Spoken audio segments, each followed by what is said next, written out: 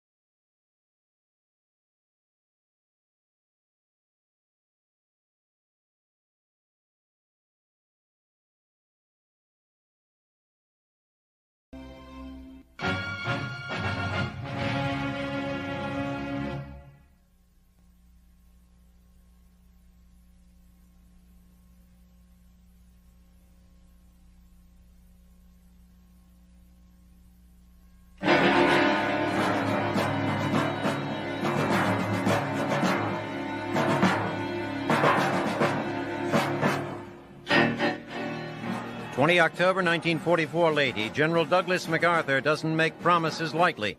After 2.5 long years, he has finally made his way back to the Philippines, fulfilling his promise to the Filipino people that he would return. For more than 2 years, MacArthur has been working out in intricate detail his attack against the Japanese in the Philippines. He proposed taking disparate parts of ground, naval, and air force and orchestrating them in a series of jabs and jumps that would bypass, outflank, and overrun the Japanese.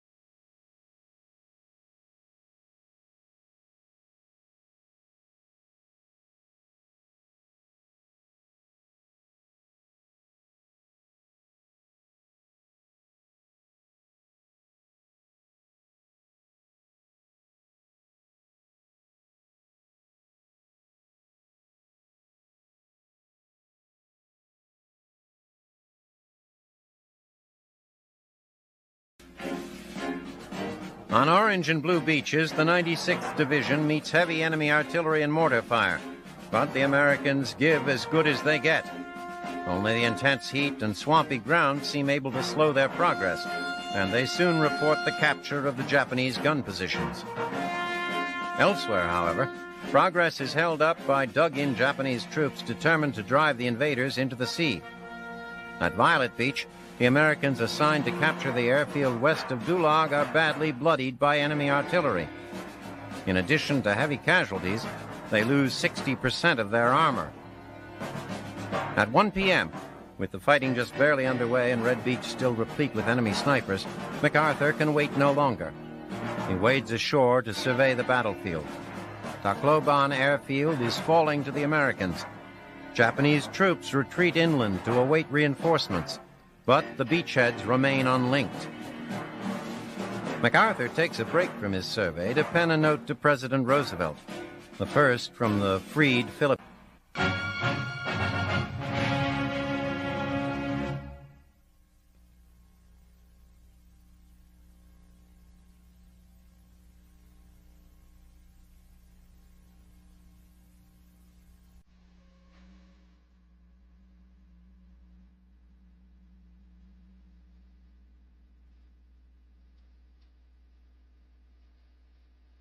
October 1944, the Pacific. In the 2 years since its catastrophic defeat at the Battle of Midway, Japan's military fortunes have declined in the face of growing American military and industrial might. Commander of the Imperial Navy, Admiral Suemo Toyota, realizing that his outer defense ring has been irreversibly penetrated, carefully husbands the remnants of his naval strength in anticipation of the moment it will be committed wholesale to the defense of the home islands against the U.S. fleet. However, with the strategic initiative having passed to the Americans, any Japanese plan will be reactive. For Operation Shogo, they are forced to define, assess, and prioritize their empire based upon areas that cannot be allowed to fall. The sites chosen as decisive theaters of battle are the Philippines, Formosa, the Kurils, and the home island of Honshu. These 4 areas represent the wagers on which Japan will bet its remaining strength with one last throw of the dice. Show 1, the code indicating engagement in the Philippines, is relayed from the Army and Navy commands on the afternoon of 17 October. MacArthur has landed at Leyte, and there are no more tomorrows for which to save the fleet. Toyota's plan is, on the face of it, simple. What remains of the Imperial Japanese Navy is divided into 4 main forces. The Northern Force, under the command of Vice Admiral Jizaburo Ozawa and containing Japan's last 4 carriers, approaches the Philippines from the northeast, while Center Force, Southern Force 1 and Southern Force 2, sail from the west to execute a pincer assault on the Americans in Leyte Gulf. Toyota knows that Admiral Bull Halsey, commander of the powerful U.S. Third Fleet, has dreamed of engaging the Japanese in a grand and decisive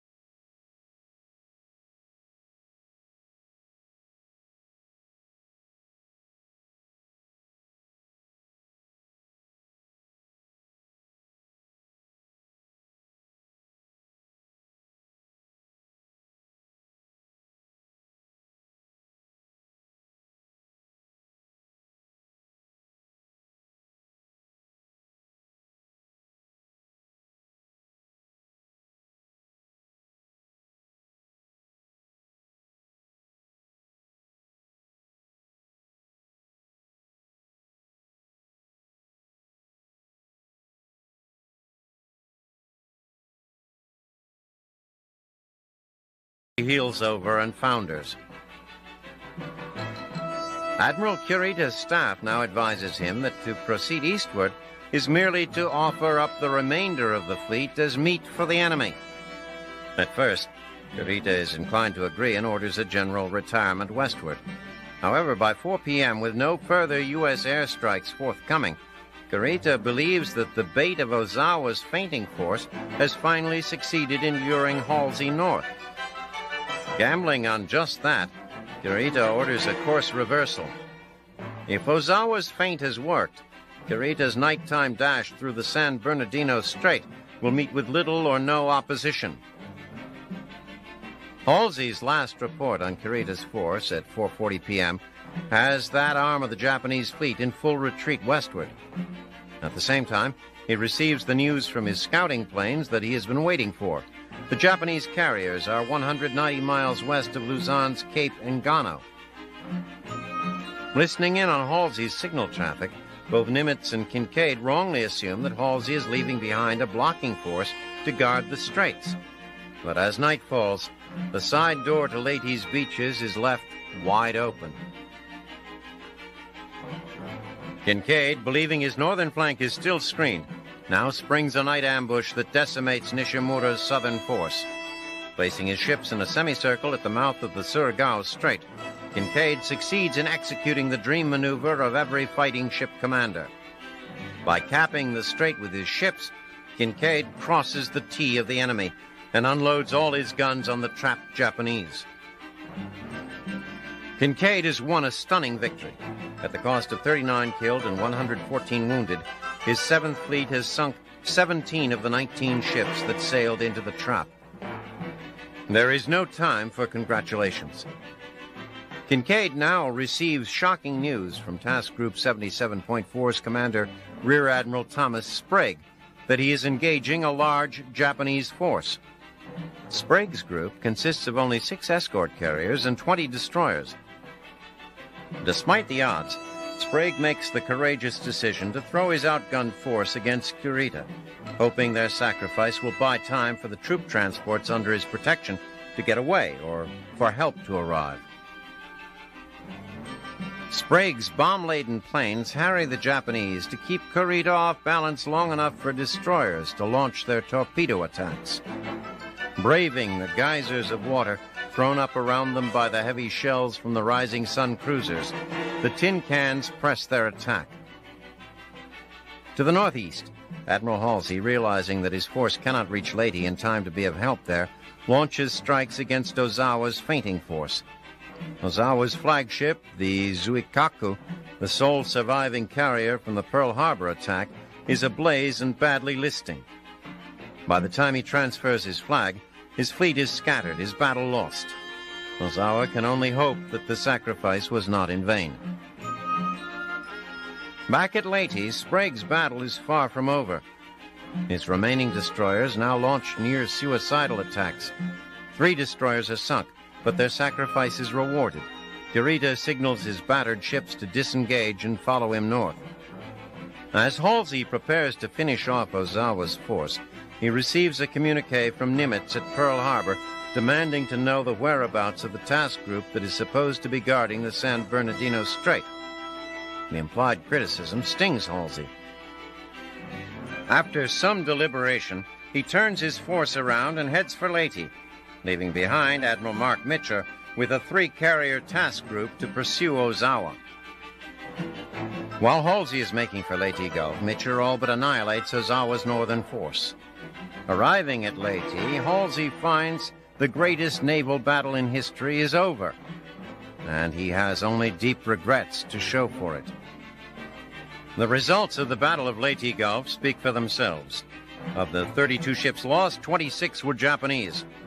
As an effective fighting force, the Imperial Japanese Navy no longer exists.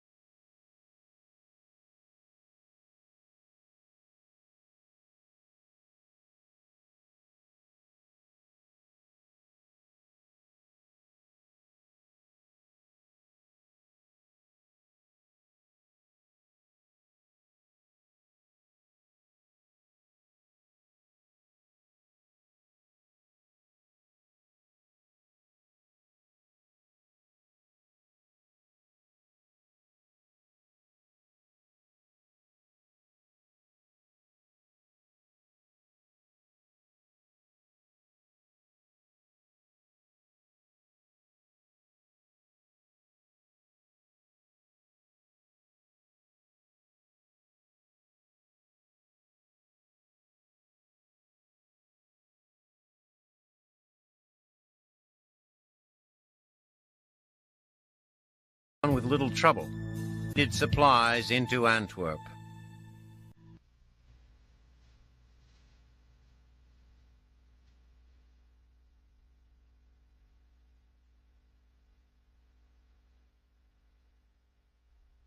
Early November 1944, Leyte. Despite the near-total destruction of the Imperial Navy off the Philippine coast, the Japanese High Command orders 14th Army Commander General Tomoyuki Yamashita to decide the fate of the Philippine campaign at Leyte instead of Luzon. Yamashita deploys his 35th Army to defend the island. Meanwhile, General Douglas MacArthur, having made good on his promise to return to the Philippines, prepares for the breakout phase of his campaign to win back the islands. MacArthur's troops have captured all 5 airfields in the area, and it now falls to his air commander, Lieutenant General George Kenney, to ensure that they are up and running in the shortest possible time. The task facing Kenney's engineers is indeed formidable. Trying to provide a hard surface for the runways, they lay down tons of steel matting, only to see it devoured by the swampy terrain. With the water table only 18 inches below the surface, their efforts resemble what one engineer called a thin slice of coral or metal laid upon a jello mold. But engagement of the enemy is imminent, and MacArthur needs his land-based air force operational now. 6th Army Commander General Walter Kruger informs the engineers at one such airstrip that unless they start laying gravel, they will be digging foxholes for their lives within 24 hours. The airstrips are quickly made serviceable. Meanwhile, a storm at sea batters the American fleet and keeps it from providing the long-range air support vitally needed by the GIs on Leyte. Some in the Japanese High Command are reminded of the original kamikaze, the so-called divine wind typhoon that saved the home island from attack centuries ago. They see the appearance of this storm as an omen that the American invasion will likewise be repelled. With air support drawn from every corner of the Philippines, the Japanese planners begin to move the vitally needed reinforcements to Leyte. By 11 December, Yamashita has brought the original garrison of 15,000 men up to a combat strength of 45,000, well-supplied and motivated troops, but not without grievous cost. Although it established local air superiority to the degree that it is bombing MacArthur's field headquarters daily, Japanese air power suffers from too many missions and too accurate anti-aircraft fire from American gunners. Their loss rate of 100 planes a week cannot long be sustained. Additionally, Kenney's 5th Air Force, dicey airstrips notwithstanding, has pounded Yamashita's meager complement of naval transports and escorts mercilessly. For the price of landing 2 divisions, the Japanese have lost 1 light cruiser, 8 destroyers, 6 escort craft, and 17 transport craft. Finally, realizing that they are up against 2 American corps, and that the defenses of Luzon are being severely weakened, the High Command decides to cease supply operations to Leyte. Once again, like many smaller island garrisons before them, the Japanese force is abandoned, left with only 2 options: victory or death.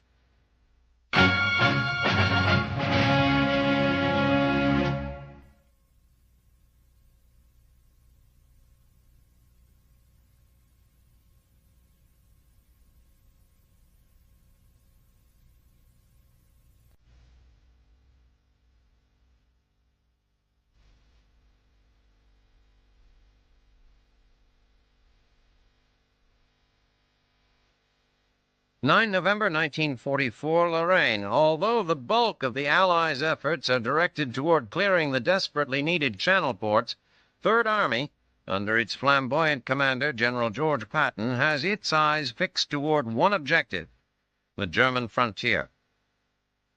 Although Third Army has had bridgeheads across the Moselle since September, the German army still continues to defend as far forward as possible, slowing Patton's advance.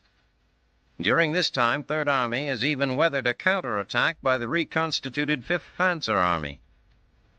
But that was before Patton's fuel ration was diverted to support Field Marshal Montgomery's Market Garden operation in Holland. Stripped of its mobility, Third Army has been forced to lay siege to the fortress city of Metz and attempt to reduce it by storm. However, even with the battle for Metz still raging, Patton is making plans for the resumption of Third Army's drive on the Rhine. On paper, the disparity between Patton's forces and the Germans is overwhelming. Numbering well over 250,000 men and enjoying complete air superiority, the Third Army's morale is high. Opposing them is the German First Army, barely 86,000 troops of questionable morale, some in ad hoc formations. What's more important, these formations are spread over a 75-mile front with only 2nd Panzer Division's 67 tanks in reserve. Patton has only to repeat his winning strategy of massing his forces at breakthrough points to accomplish his goal of reaching the Rhine. It is late in the campaigning season, and the unremitting rains of October have continued on into November.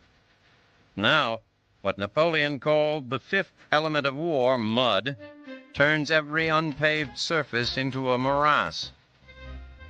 The weather prompts Major Generals Robert Grow and Mantonetti, commanders of the 6th Armored Division and 12th Corps respectively, to visit Patton on the eve of the attack. Both generals plead for a postponement.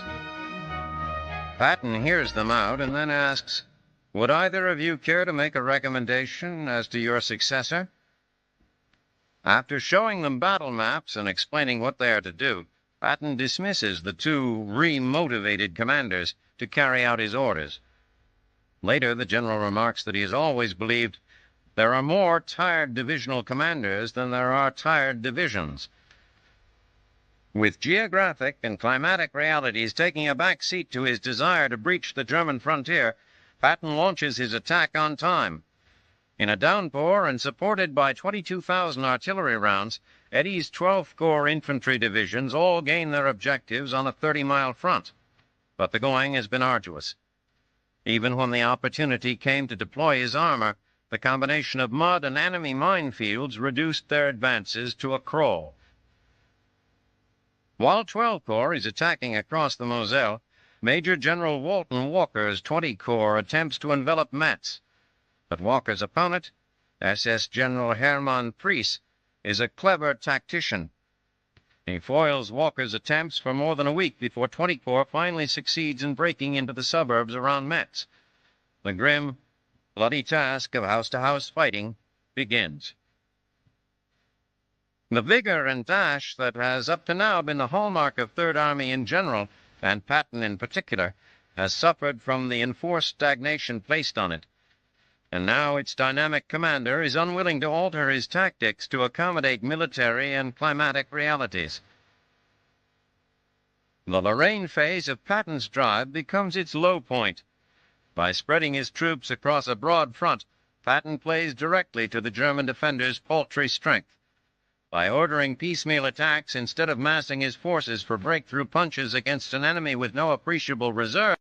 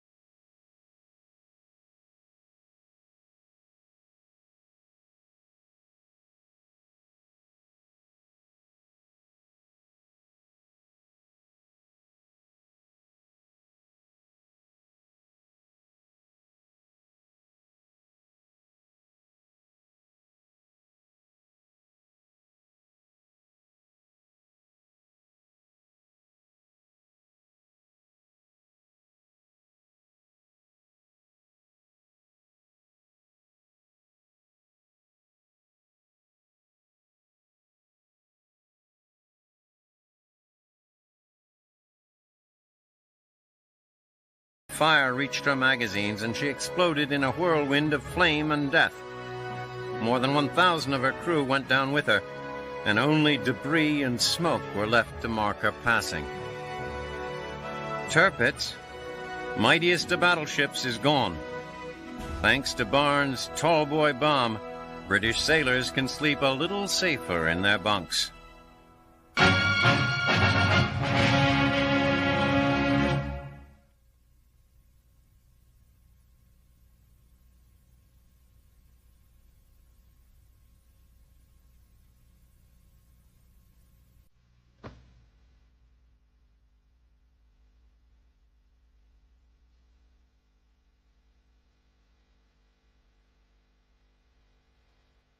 November 1944, Hyde Park. After several months of intense and sometimes bitter campaigning for re-election, President Franklin Delano Roosevelt receives word while relaxing at home that his efforts have paid off.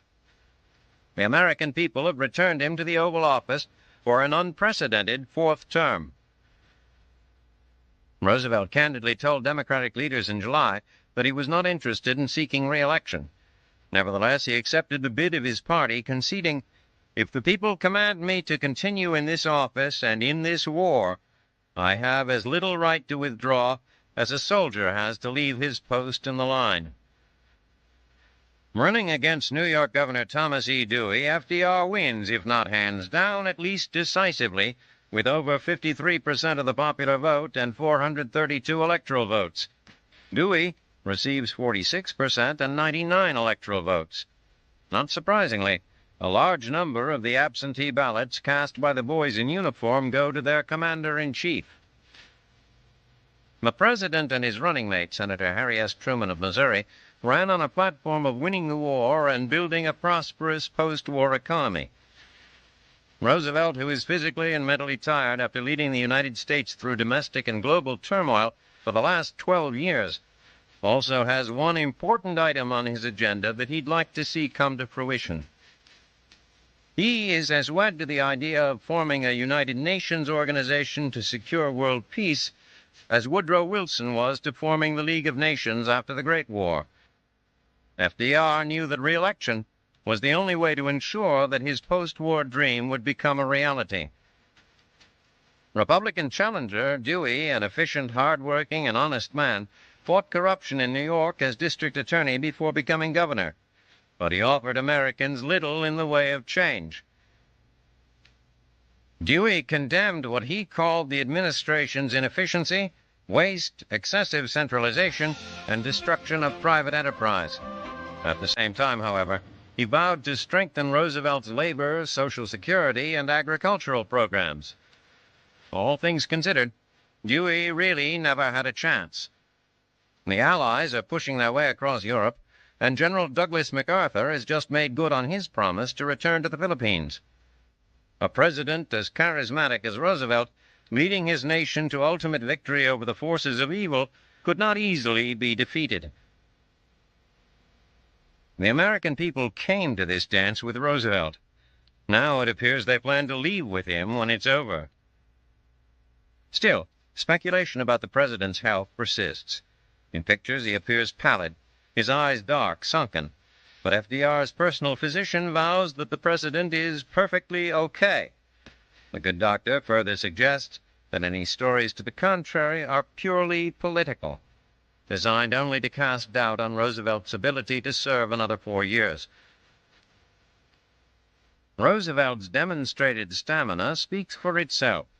It would have been almost inconceivable for a man who wasn't in excellent health to conduct a campaign as physically demanding as his.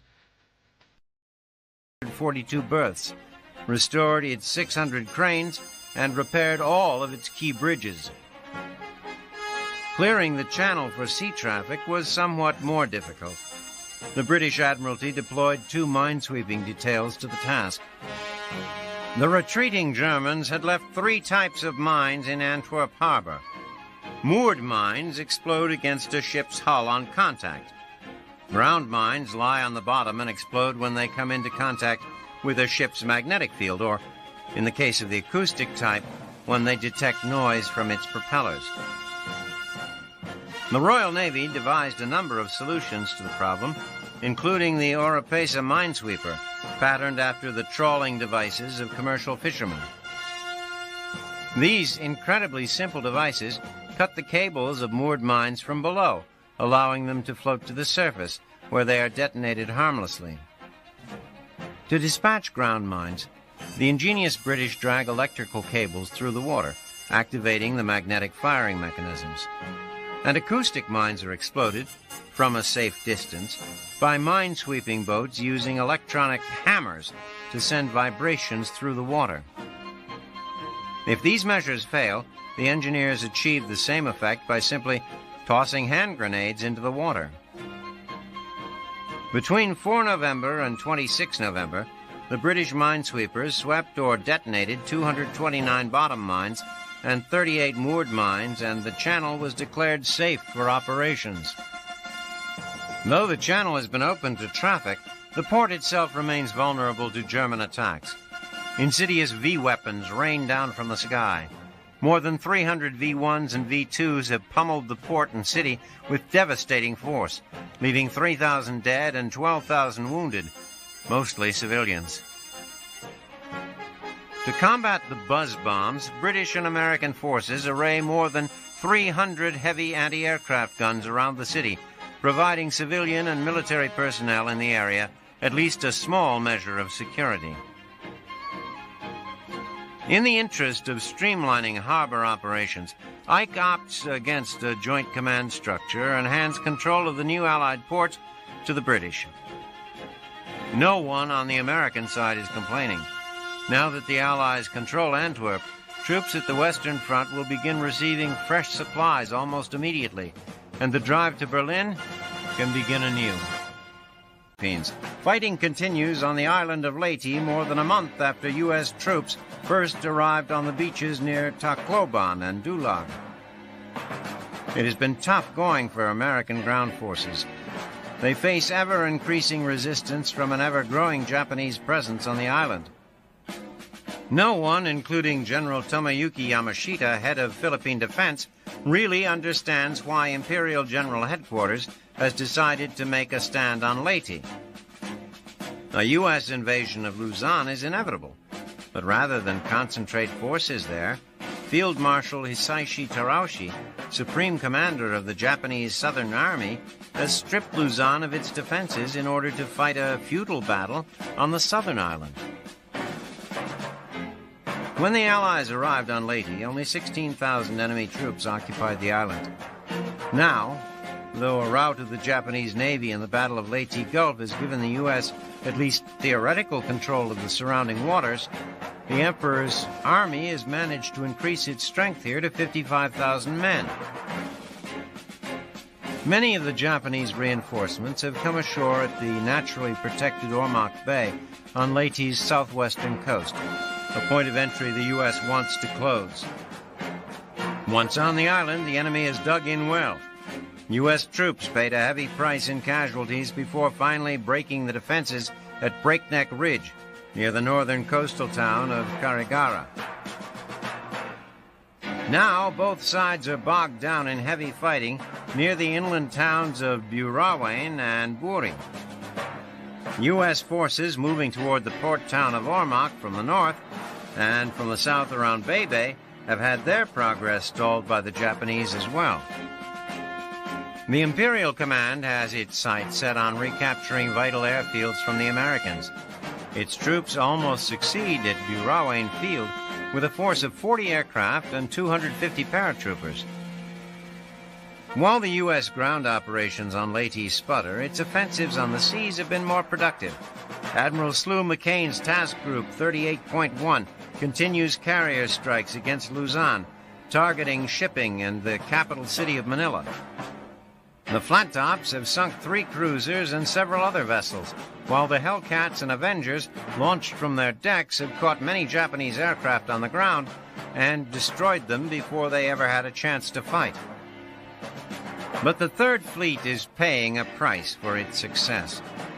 Crews work in a constant state of unease, knowing that at any moment Japanese kamikaze pilots on a one-way trip to glory for the Emperor may come streaking out of the sky toward their ship. But they are taking an even greater psychological toll, which is beginning to have a devastating effect on the fighting effectiveness of the men. The menace from these fanatical suicide bombers is so great that the Navy has a plan on the drawing board to throw a blanket on the problem. A big blue blanket. Once implemented, this plan will provide stepped-up fighter protection of the U.S. fleet, increased fighter patrols of Japanese airfields that pose a kamikaze threat, and a watchful radar eye to warn the fleet of coming attack. Their ferocious stand on Leyte notwithstanding, it now seems only a matter of time before the Japanese forces in the Philippines run out of weapons to throw at the determined and ingenious Yanks.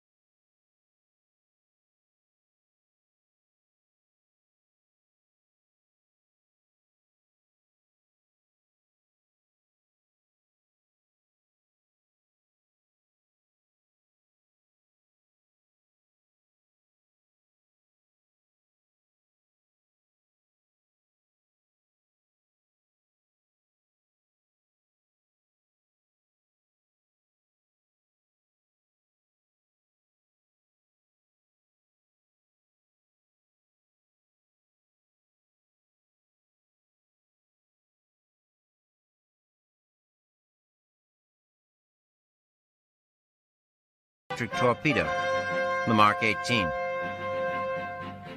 Beside technical difficulties, another major obstacle subs have faced is that the American High Command has been slow to incorporate them into their strategic planning. Since the beginning of the war, subs have been used in myriad roles, none of which were intended by their designers. With the Imperial Navy all but wiped out, there is no one left to protect the trading vessels, which until now have brought the home islands their very life's blood. That blood is now in the water, and the steel sharks of the silent service are in a feeding frenzy.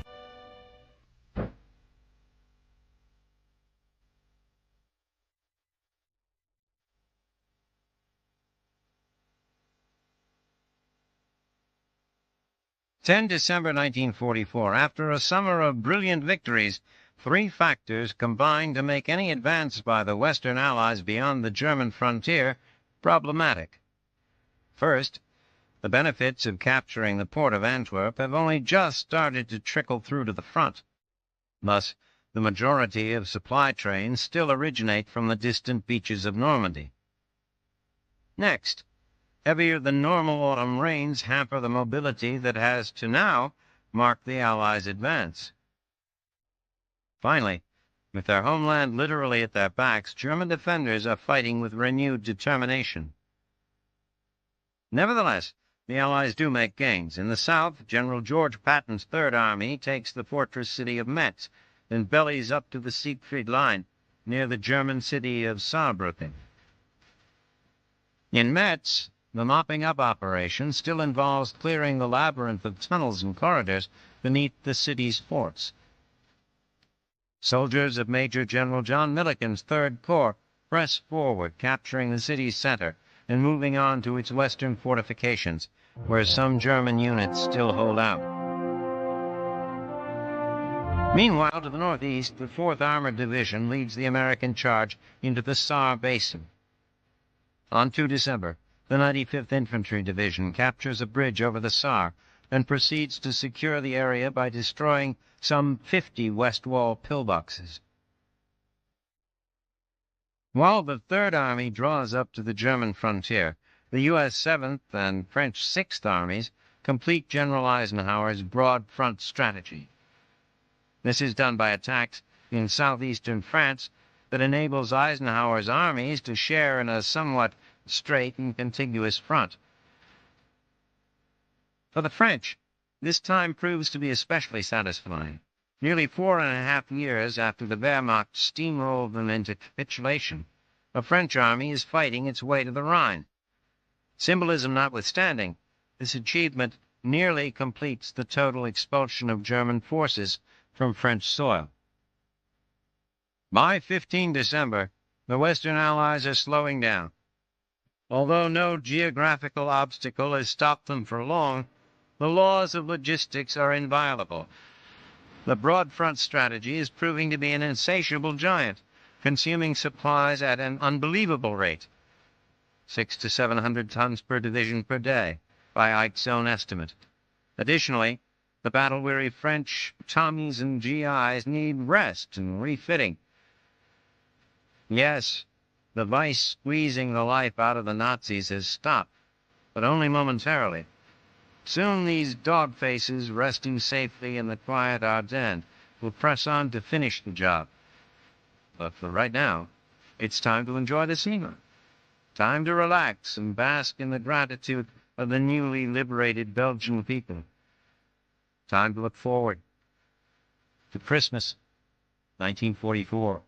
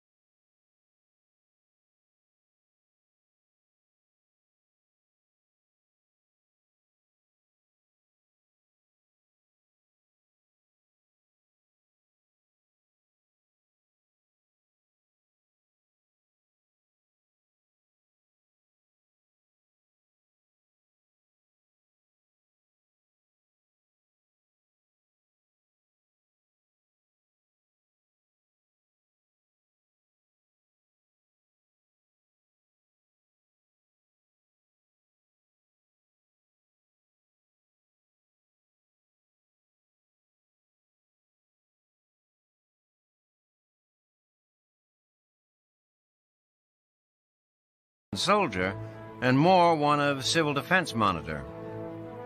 Their importance, however, should not be underestimated. During the terrifying days and nights when air raid sirens signaled inevitable destruction and loss of life, the Home Guard was there to scan the sky for German bombers.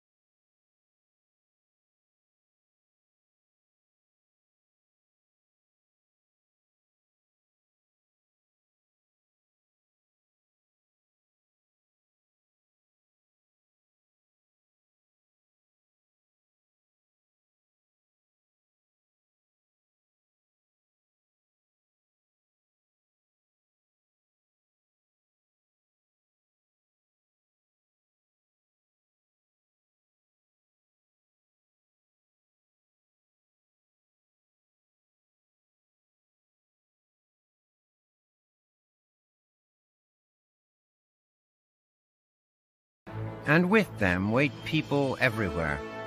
For if the lights come on again in England, however dimly, it kindles hope for the day that they will again shine brightly all over the world.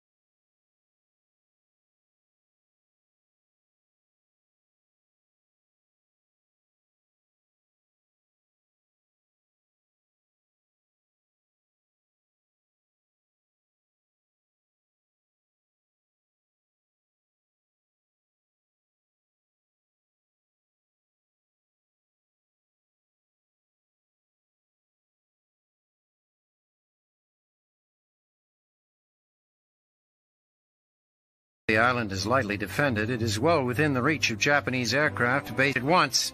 It's unlikely that he will postpone again his ultimate moment of triumph.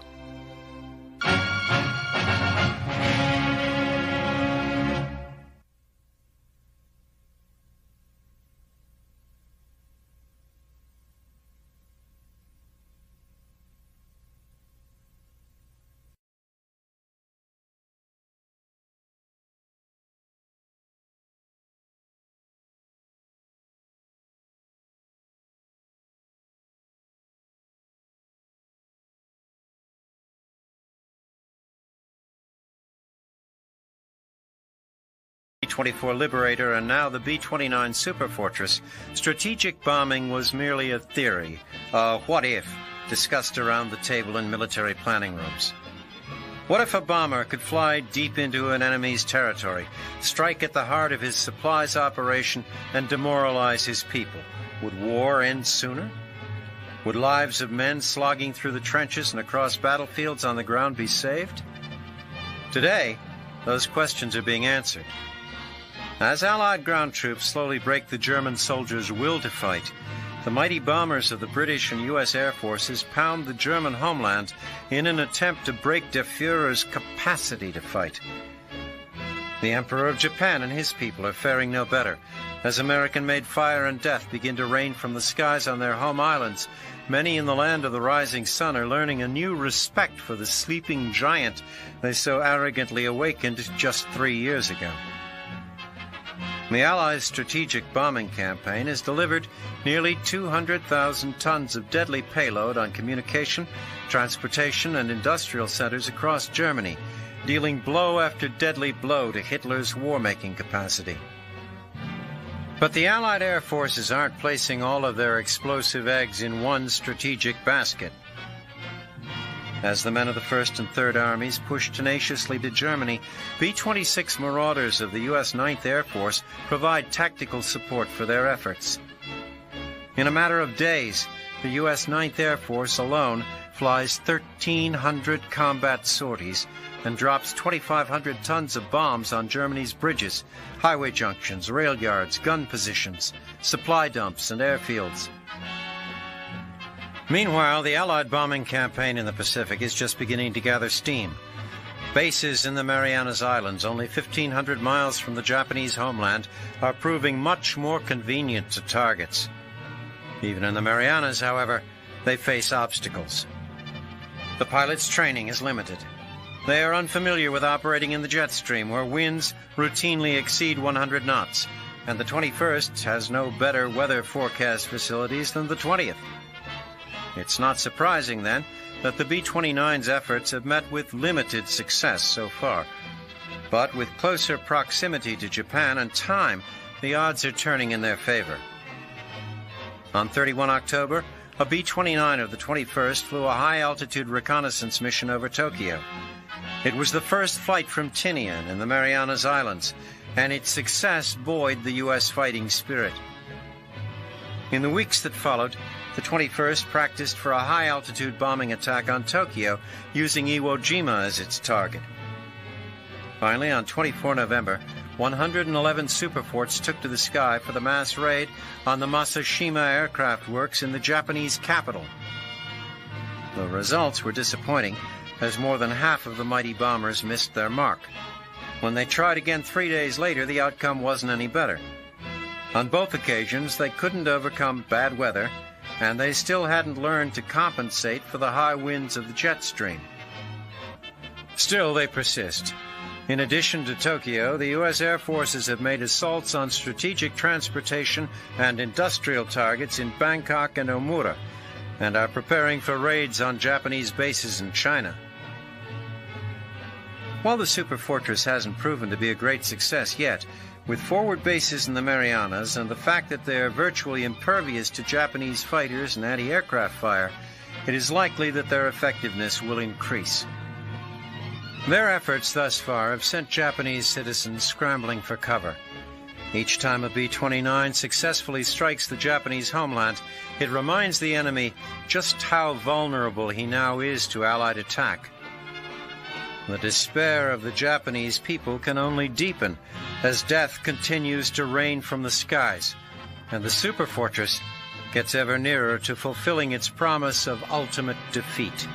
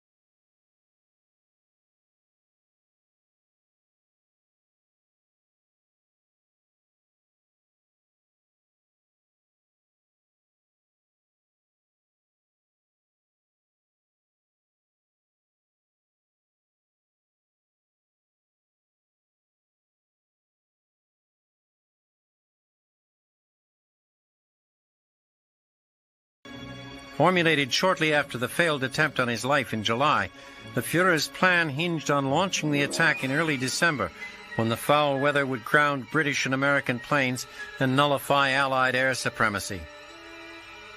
The main objective of the Führer's surprise offensive is Antwerp, and he has devised a precise timetable for its capture. If the Wehrmacht can retake the crucial port city, they will drive a wedge between the Americans in the south and the British in the north. Though his generals felt that the plan was madness, the Führer's will won the day. The bewildered generals retreated from Hitler's fantasy world to the real world, where they have tried to make something of his plan. Field Marshals Gerd von Rundstedt and Wilhelm Mödel were assigned the task of implementing the offensive.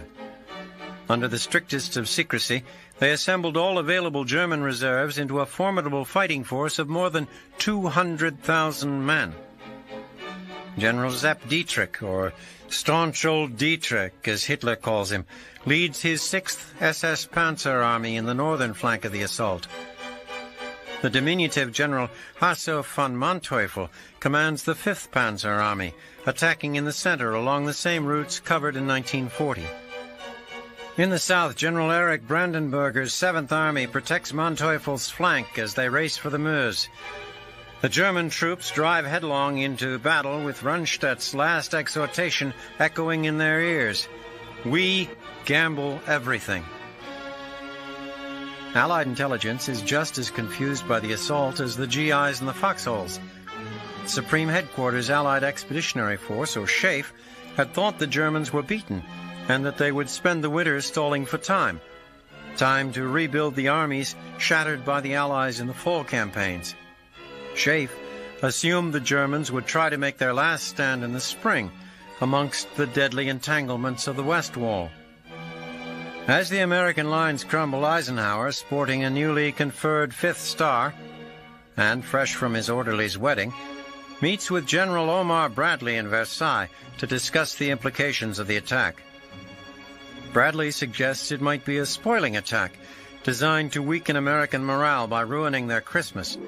The men in the lines had, after all, come to believe the war would be over by then.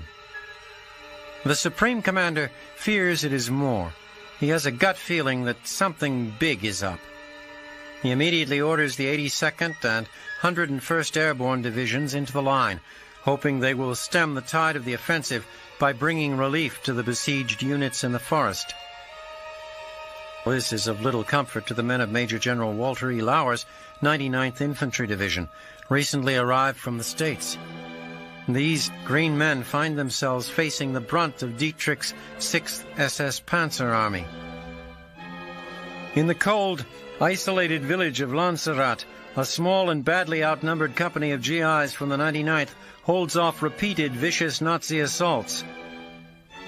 The bone-weary foot soldiers watch in horror as their tank support flees to the rear.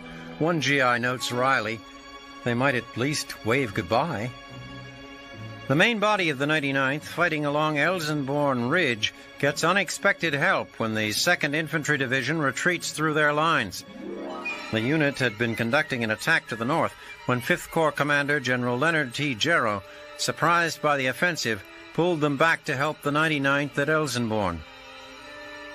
In a daring series of fighting withdrawals, the veteran infantrymen of the 2nd assumed defensive positions alongside the 99th. Once his unit is in position, the commander of the 2nd, Major General Walter Robertson, assumes command of both units. With the firs of the Elsenborn for cover, and with liberal artillery support, the soldiers manage to dig in. Now, they wait to see what fate and the Führer have in store. Another inexperienced unit that has just set foot on the continent is Major General Allen W. Jones' 106th Infantry Division. Receiving a bloody baptism of artillery fire from the 12th Volksgrenadier Division, the terror-stricken unit becomes confused and disorganized in the fog. Stationed farthest east of any Allied unit amidst the pines of the Schnee-Eifel, the hard-luck 106th receives contradictory orders throughout 17 and 18 December. Men, trudging back and forth through the dark forests again and again, find themselves fighting pitched battles with small German units. The 7th Armored Division, hurrying to aid the 106th in their defense of the strategic village of Saint-Vite, is delayed and disrupted by American troops fleeing to the rear. The tankers finally reach the contested village, but they are too late. In the biggest mass surrender of Americans since Bataan, almost 9,000 men of the 106th have been surrounded by the Germans and marched into captivity. Hardest hit of all are the men of Major General Norman Cota's 28th Infantry Division, who already were known as the Bloody Bucket Division because of the grievous casualties they took in the grim battle for the Hürtgen Forest. Panicked soldiers flee to the rear in short order. Commanders watch in horror as whole units are wiped out or put to rout. Unbeknownst to the officers, small pockets of GIs remain at the front and buy time for their retreating brothers by fighting valiantly from positions in the rubble of houses and hotels in small towns like Clairvaux and Wiltz. As evening descends upon the Ardennes on 20 December, German soldiers have made massive gains in what appears to be a great victory. But their commanders are careful not to take too much satisfaction in their work just yet. Manteuffel in particular realizes pockets of American resistance have disrupted the timetable so crucial to the Führer's plans. Unless these men can be eliminated, the whole offensive is in danger of failure. Among his concerns is the inevitable reaction of the Allies to atrocities committed by the SS during the fighting. More than 90 civilians have been gunned down in the tiny village of Stavlo by troops of the 1st SS Division. To make matters worse, there are reports of American prisoners of war being executed near Malmedy. Within hours, word is spread through the German and American commands that stormtroopers have summarily executed 86 of 125 GIs who surrendered in the tiny Belgian village. All along the front, German soldiers pick through the spoils of war, finding time for a smoke or a chocolate bar. But as the weather grows harsher, snow and fog settle over the forest, American soldiers find their hearts filling with unspeakable anger. In their foxholes, cold, exhausted, and bitter with the desire for revenge, the GIs sit. They know now there will be no peace by Christmas. With thoughts of home filling their hearts, they know now they must fight on this foreign ground for yet a few more weeks. Perhaps next Christmas.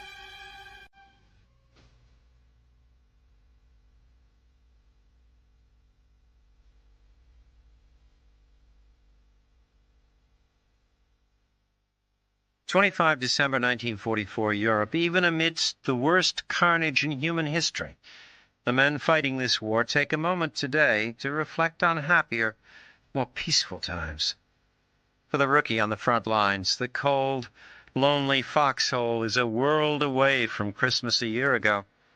Then, the war was in the newspapers and on the radio, an affair far distant from home, family, or sweetheart. For the veteran GI, this day's reflection elicits memories of that first Christmas in North Africa, where seas of sand and blistering heat were a poor substitute for fields of snow and winter's icy bite. Still, there were the friends that you shared that Christmas with. Many of them would stay in North Africa forever. Some of them would celebrate Christmas 1943, slogging up the boot in Italy, while your unit was sent to England training for the big cross-channel jump. Yeah, you thought about those boys while you shared the holiday spirit and comforts of home with an English family. You wonder how many of them are still around celebrating this Christmas. You wonder about the Germans you're facing here in the Ardennes. This Christmas doesn't seem to matter to them as they try to push you all the way back to Normandy. Yet you hear the strains of Stille Nacht coming from their side of the lines.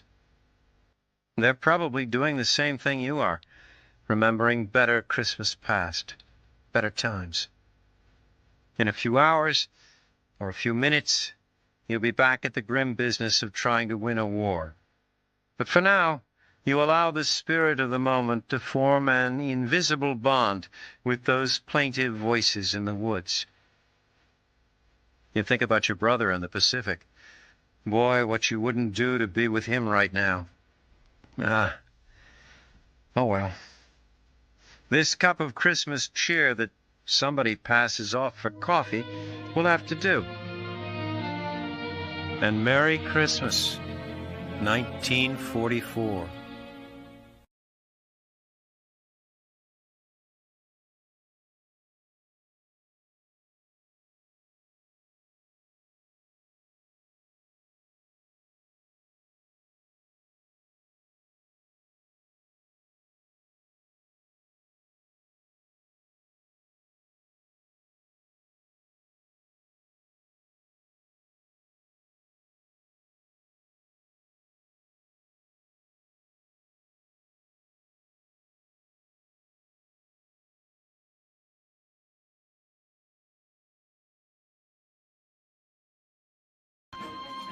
Now, with mopping up action still underway on Leyte, MacArthur already is 3 weeks behind. He is more than ready to begin his assault on Luzon. MacArthur's invasion point is a secret to no one. The inviting and strategically sound horseshoe-shaped beach at the Lingayen Gulf, halfway up Luzon's western coast, is the same place the Japanese occupiers landed in 1941. In order to assure air superiority for the Luzon invasion, the Allies took Mindoro Island just south of Luzon on 15 December. By 23 December, Australian and American air crews had built the complex of runways needed, a full week ahead of schedule.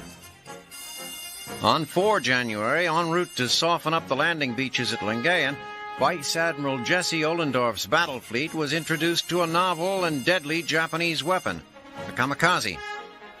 The one-man fighters appeared in successive waves, vying for the opportunity to plunge directly into Allied warships, happily trading their lives for emperor and honor. American fighters, taking off from carriers and from the new airstrips at Mindoro, set up a tight curtain of air defense around Ohlendorf's ships. Though the majority of the suicide planes were ravaged in a blanket of American fire, some managed to slip through. And in the new world of the kamikaze, some were more than enough. As Ohlendorf's fleet moved to within 150 miles of Lingayen, they entered the range of Japanese fighters based on Luzon, and the kamikazes increased in number. On 6 January, the ships entered Lingayen Gulf, and the kamikaze attacks heightened to hysteric levels.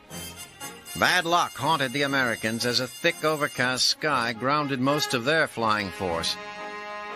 To the suicide dive bombers already set on death, the clouds, by masking their approach, merely improved their chances for success. 2 battleships, 3 cruisers, and 3 destroyers were among the American casualties. All told, the kamikaze damaged or sank 30 Allied vessels. The new Japanese threat had proven itself an issue that the Americans must address. And with the rising of the sun on 7 January, address it they did. Under clear skies, American fighters attacked and obliterated the Japanese airfields on Luzon, effectively putting an end to the kamikaze threat in the Philippines. With air superiority secured, the Americans began bombarding the beaches at Lingayen Gulf, intent on softening up the heavy resistance they expected to meet when they finally went ashore. At 9:30 a.m. on 9 January, the first of 200,000 men of Kruger's 6th Army start their landing, without opposition. All dressed up and ready to fight, the Americans find themselves stood up at Lingayen Gulf. Not a single Japanese defender is in sight. The no-show is part of Japanese General Yamashita's defensive scheme. His 250,000-man army is imposing, but it is not nearly large enough to deny the Americans a beachhead or even to defend all of Luzon. With the bulk of the Empire's fleet sunk at Leyte, Yamashita understands that he will not be getting reinforcements. Nevertheless, he plans to fight a long and stubborn defense that will drain the Allied army. Accordingly, Yamashita breaks his forces into 3 separate groups and positions them defensively in a complex network of entrenchments in the mountains surrounding Lingayen Gulf.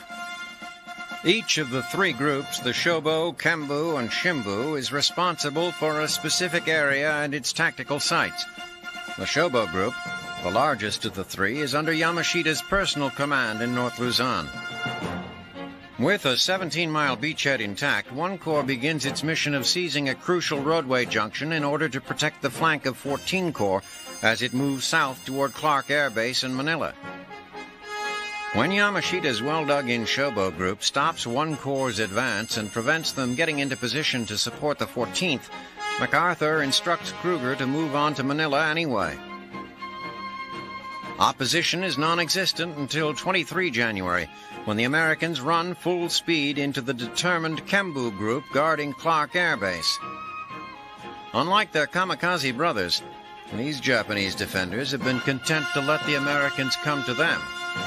They know the Americans must have Clark if they are to control the Philippines, and they are prepared to make them pay for it.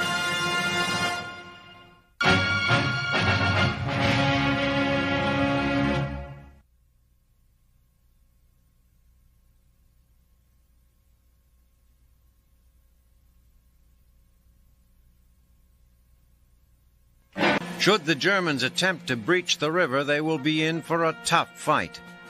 On the other hand, Montgomery's cautious approach and the inept manner in which he deals with his subordinates immediately irritates the Americans whom he commands. The American sensibilities are rankled by Monty's absolute conviction that his arrival in command will save the day. For the moment, Eisenhower has more important problems to deal with.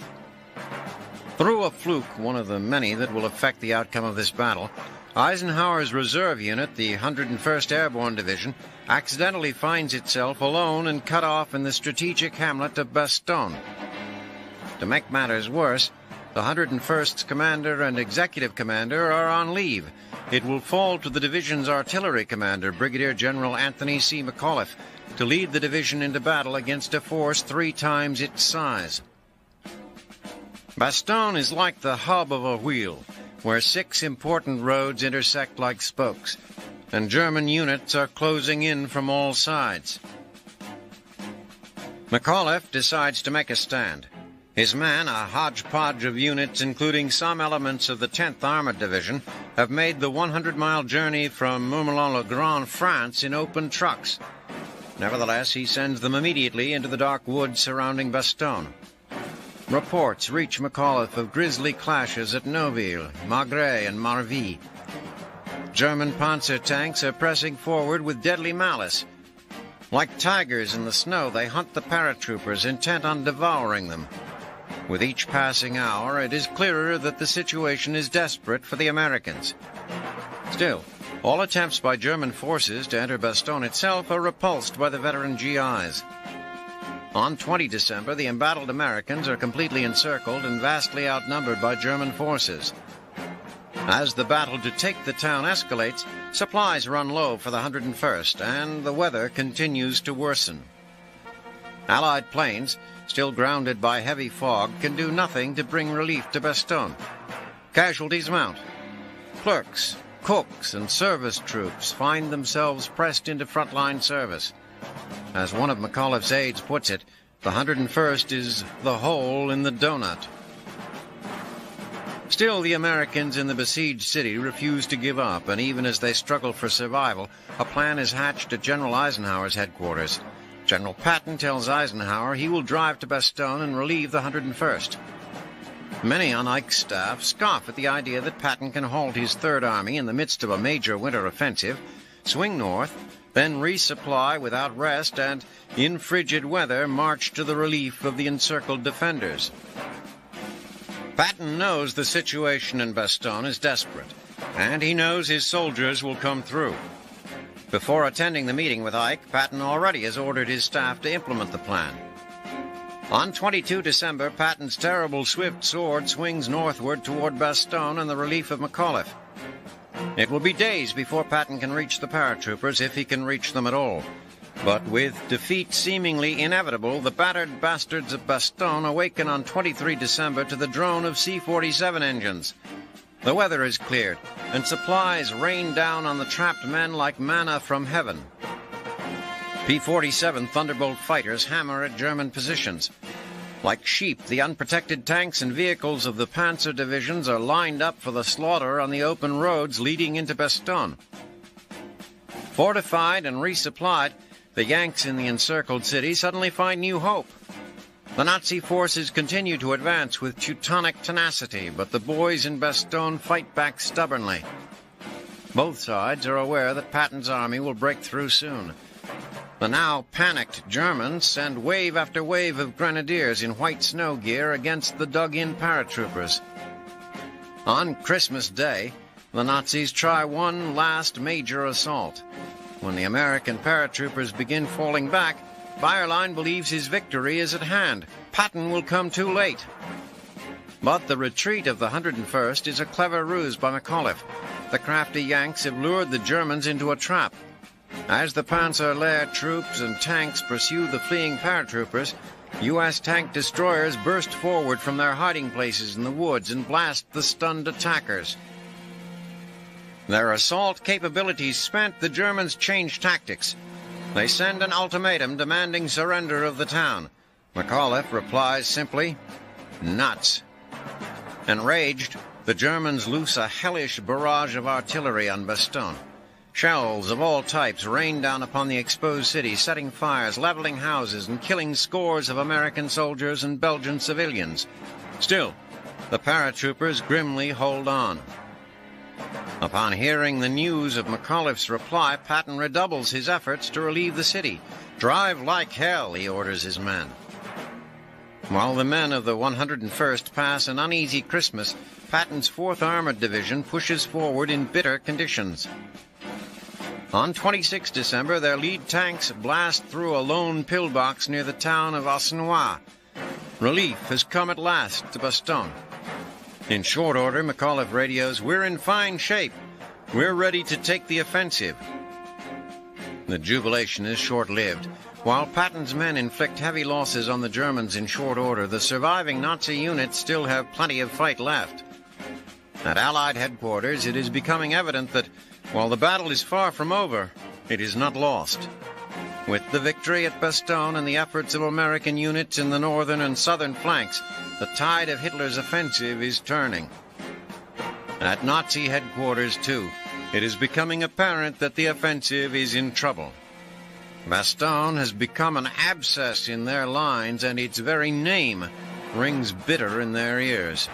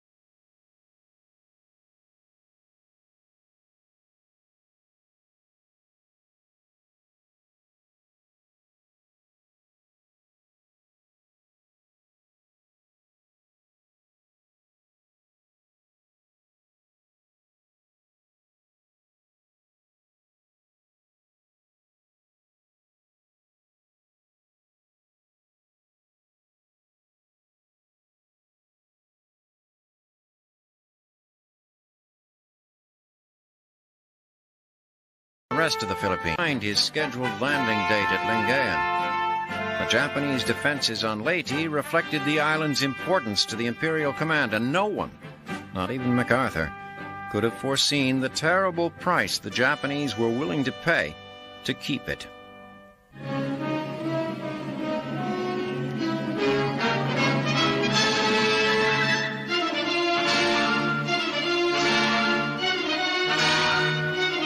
January 12, 1945, Eastern Front. From the Baltic to the Balkans, the juggernaut that is the Soviet Red Army has steamrolled the once vaunted Wehrmacht.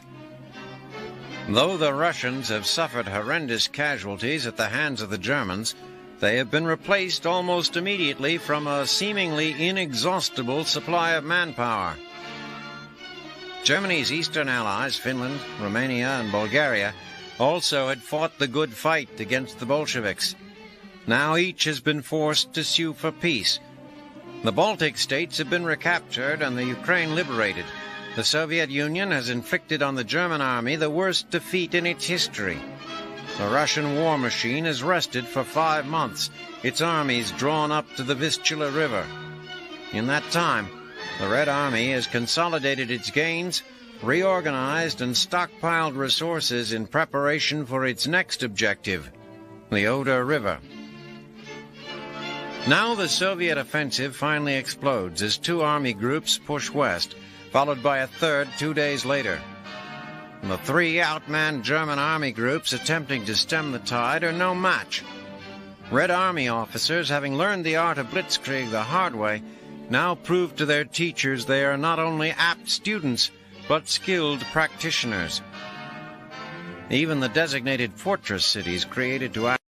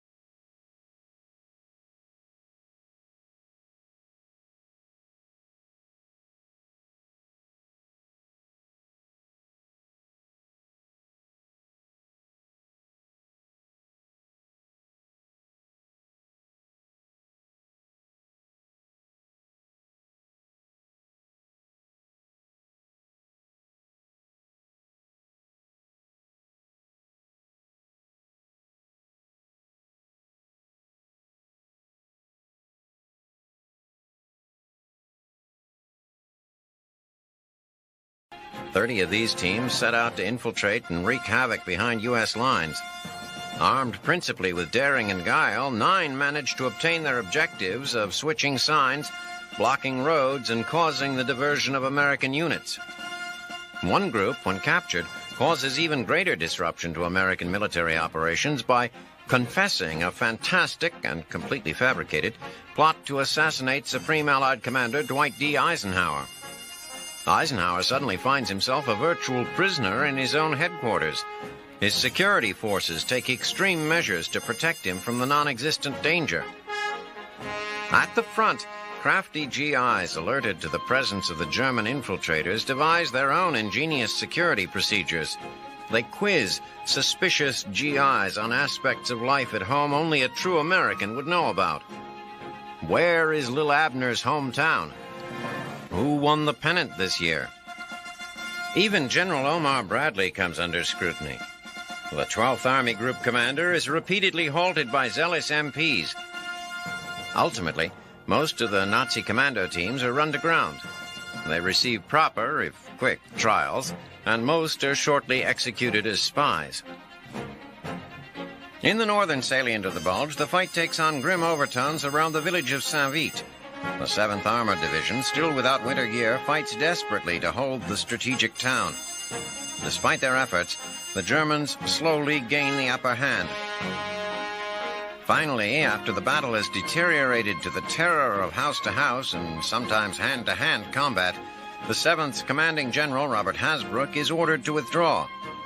But even retreat proves difficult as the division's tanks become mired in the muddy roads leading out of town. After an anxious day, Mother Nature takes the GI's part. Plummeting temperatures freeze and harden the muck enough for the armored Frigidaires to escape. In a flurry of automatic weapons fire and supported by tanks of their own, German soldiers charge into the village behind the fleeing Americans. Even in retreat, the dogfaces make the Nazis pay for their victory. Valiant rearguard troops in armored cars manage to destroy several Tiger tanks, even with the German infantry snapping at their heels. In the dark woods around Dambuckenbach and Monschau, Brigadier General Clift Andrus' 1st Infantry Division hunts down and dispatches a group of holdouts from an elite German paratroop unit, which had surrendered on 23 December after a botched assault on the village of Malmedy. Having recovered from the initial shock of the German offensive, the Americans slowly regroup. At the hamlet of Baraque de Fretieux, the 3rd Armored Division and the 82nd Airborne Division meet the 2nd SS Panzer Division in bloody toe-to-toe combat. The fanatical Germans attack the 82nd again and again along a difficult-to-defend 15-mile front. General James Gavin's calls for support are at last answered by the 7th Armored Division, fresh from the battle at Saint-Vite, and by the 9th Armored Division. Still, the battle rages until Field Marshal Bernard Montgomery, who has been given command of the American troops in the north by Ike, personally orders a withdrawal to tidy up the battlefield. Gavin is loath to pull his men back, so he orders a fighting retreat. Soon, however, the men of Gavin's command are again on the offensive. Within days, the Americans have consolidated the front line and are able to send troops to help contain the German push to the south. The bitterest fighting centers on the castle itself, only a few miles from the Meuse River. Major General Ernest Harmon, commanding general of the 2nd Armored Division, has marched his unit more than 70 miles from the Aachen area to help stem the German advance. Within minutes of receiving reports that the 2nd Panzer Division is pressing forward, he asks for and receives from January journeys back to Berlin, a bitter and broken man.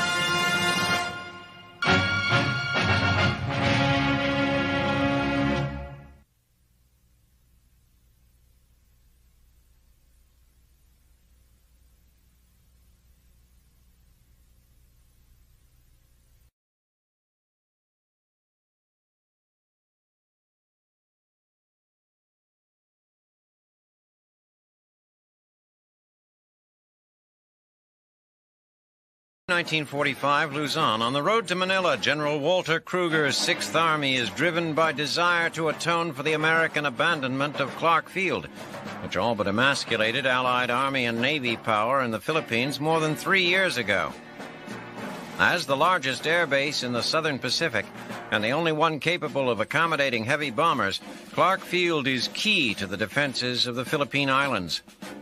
Comprising more than a dozen runways and a battery of dispersal areas and associated installations, the Clark Field area extends for almost 15 miles. In desperate need of forward air support near Lingayen Gulf, Kruger orders Lieutenant General Oscar Griswold to move elements of his 14th Corps south to seize the airfield. Kruger's plan is to secure terrain north and west of Clark, then tighten the noose. Anticipating the Allied invasion, Japanese 14th Air Army Commander General Tomoyuki Yamashita places his Kembo Group in the mountainous country west of Clark. Even if he cannot hold the airfield, he intends to deny the Allies the use of it for as long as possible. Kembo Group numbers some 30,000 troops. The high ground it holds, along with an enormous supply of automatic weapons, gives it some advantage over the Americans. But the troops are green and inadequately trained. They are dug in with only rudimentary defenses and no heavy arms. Yamashita knows his hold is tenuous at best. Still, Kruger's men meet stiffening opposition as they near Clark. Japanese troops attack in numbers with small arms on the night of 21-22 January at La Paz. They materialize out of the night so suddenly and with such fury that the American response is at first weak and disorganized. As dawn approaches, the GIs find their bearings and begin beating back their attackers. On 23 January, the U.S. 160th Division secures the bomb-bound section of the base. As the Americans begin rooting out Japanese soldiers in the adjacent village, they come under increasingly heavy small arms fire from the low ridges of the nearby Zambales Mountains and from the banks of the Bamban River. Casualties mount as the GIs work to clear out the diehards, but by 25 January, they have solidified their position. Meanwhile, the 40th Division broadens its front to both the north and the south and slowly begins to clear the hills on the edge of Clark Field. Skirmishing costs the Americans few casualties, but the Kembo Group loses over 300 men. It takes until 27 January, but Japanese resistance is finally driven back and U.S. troops push on toward the center of Clark. Late on 28 January, U.S. forces finally control runway number 1. Elated, but nonetheless surprised by their quick success, Griswold and Kruger order elements of the 6th to press on toward Manila as quickly as possible. Kruger's main concern, however, is to drive the Japanese further back into the mountains, away from Clark. He wants to ensure the safety of the Allied engineers as they carry out much-needed construction at the airfield. For the moment, Yamashita remains in position to harass Clark from more than 30 fortified caves, each of which must be cleared out by American teams of flamethrowers and infantrymen before the full advance to Manila can continue. Griswold dispatches the 37th Infantry Division to carry out this grim task. Sweeping through the western portion of the field on 30 January, the 37th runs into trouble. Rather than facing isolated groups of Japanese holed up in caves, they find themselves in a fiery tangle of destroyed hangars and minefields. Progress grinds to a halt as engineers work feverishly to clear the way. In addition to throwing off Griswold's timetable, the mines take a terrible emotional toll on the men. Every stride is a step into the unknown, possibly into eternity. The assault must continue, however. The total seizure of Clark Field and its outposts hinges upon control of a large, bare-sloped hill called Top of the World because of its commanding view of the base. Delayed and pinned down by Japanese fire, the Americans are reduced to advancing at a crawl, sometimes close enough to meet the enemy in hand-to-hand combat.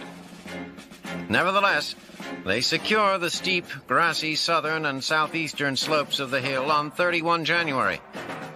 Finally, on the afternoon of 1st February, Clark Field is secure. More than 150 Americans have been killed in the taking of Clark Field, but the Japanese have cornered the market on casualties, losing more than 2,500 men. Renovations are beginning on the wreckage at Clark, and the flow of supplies down Route 3 and the Manila Railroad, along which future advances toward the capital can be supported, are unbroken once again. But if the recapture of the Philippines by Allied forces is inevitable, someone has forgotten to tell the Japanese, and they will make the Americans pay a heavy toll in lives before they are through.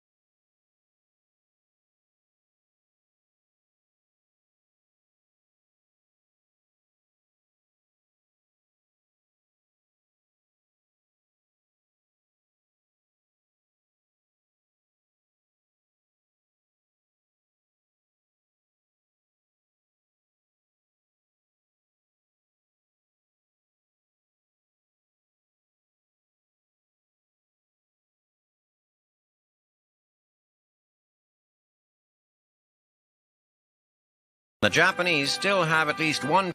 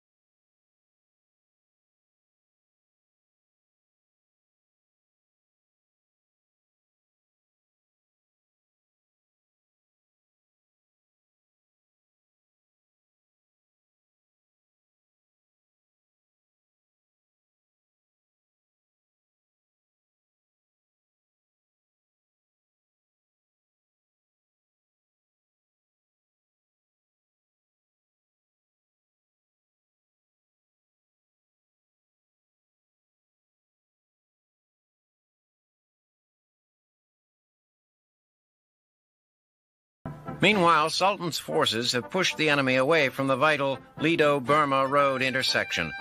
Once the roads have been secured to the south, the Allies will be able to move supplies at will. The principal goals of Allied operations here included drawing off Japanese troops from the larger war in the Pacific and maintaining air bases in China for the eventual purpose of attacking the Emperor's home islands. But the capture of airfields in the Marianas in July 1944 has rendered the Chinese bases superfluous. And with the capture of Rangoon and Mandalay imminent, the clock is ticking, and time may be about up for CBI.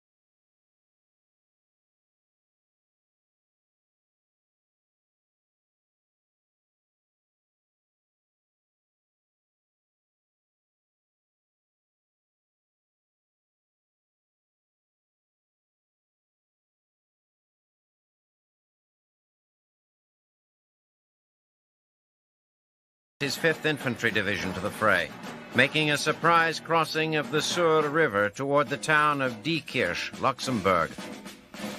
With their flank protected by the 4th Infantry Division, the veteran 5th soon begins pushing the enemy back. Again, the Germans, unable to get fuel and artillery rounds, cannot mount an effective defense against the steamrollering Americans. As the Americans re-establish their forward lines, 9 divisions of General Hasse von Manteuffel's 5th Panzer Army near Bastogne and 4 divisions of General Erich Brandenberger's 7th Army in the south are forced to fall back towards the German frontier. Dietrich's 6th SS Panzer Army is pulled from the front and sent east to stem the Russian advance. As dawn approaches on 28 January, Allied officials declare the Battle of the Bulge to be officially over. Not so the Battle of the Generals. The ever-sanctimonious British Field Marshal Bernard Montgomery proudly steps up to press microphones and declares that he has saved the proverbial American skin in the Ardennes. American generals, noting that he had never actually committed more than 1 British brigade to the fracas, are outraged. To make matters worse, Monty reiterates his suggestion that he be placed in command of all ground forces in the European theater. Montgomery has gone too far, Ike declares. It is time for one of them to go. Montgomery's chief of staff, catching wind of the situation, convinces his boss to retract the request, as clearly America is now the force behind the Allied war effort. A pouting and petulant Montgomery insists he meant no harm. Ultimately, it falls to no less a personage than Winston Churchill to smooth over the Americans' ruffled feathers. Outraged at Montgomery's stupidity, he declares from the floor of the House of Commons that the Battle of the Bulge is an American victory, destined to live forever in the history books. Evidence of this epic victory lies strewn about the Ardennes. The forest floor is littered with the corpses of more than 100,000 men of the Führer's Wehrmacht. In a fruitless attempt to split the Allies, seize Antwerp, and force a negotiated peace, Hitler has exhausted his troop reserves in the Stygian dark of this ancient wood. Their armies shattered, the Germans have been pushed back to the West Wall in just over a month. But the reversal has been hard won. Just 6 weeks ago, American soldiers talked happily under these trees of a white Christmas in the States. Now their frozen bodies are stacked like cordwood, waiting to be counted and sent to graves registration for burial. More than 81,000 sons of American mothers have paid the ultimate price to defend a piece of woods most had never even heard of, all because of one madman's desperate desire for self-preservation.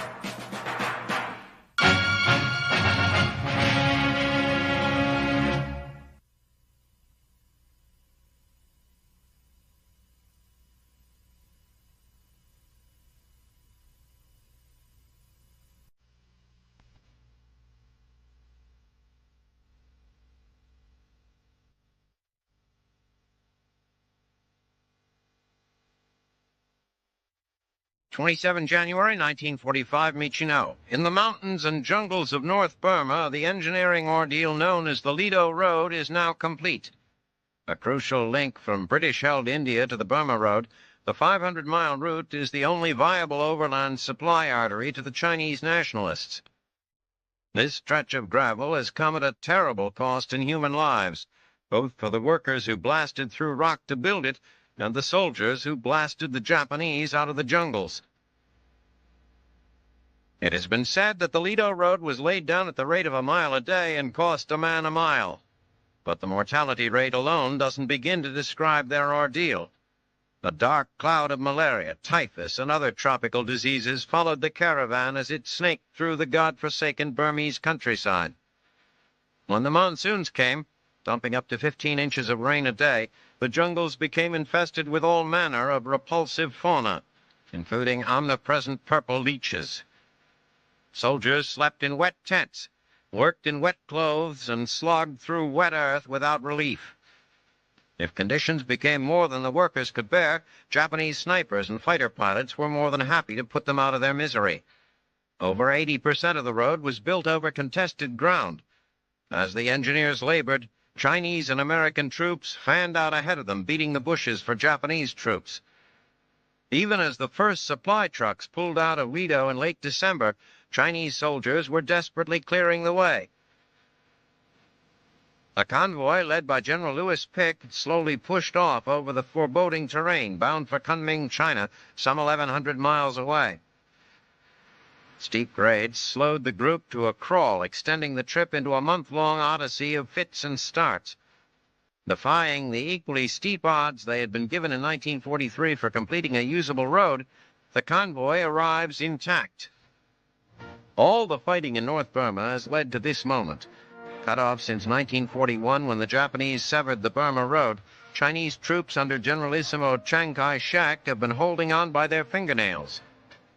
The Allies now hope that an adequately supplied nationalist army will draw Japan's battered war machine away from fighting in the Pacific. The Lido Road also means fewer deadly airlifts over the hump of the Himalayas. Generalissimo Chiang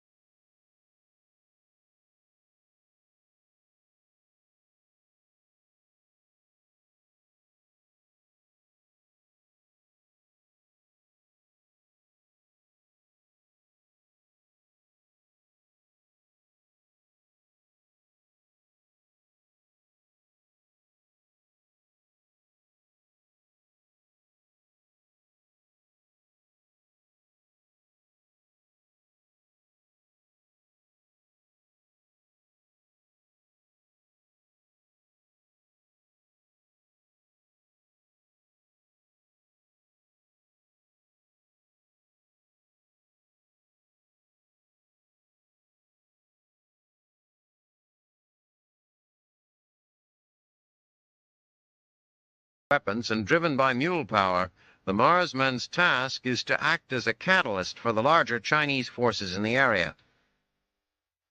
The Chinese nationalists have often failed to fulfill their strategic responsibilities in Burma.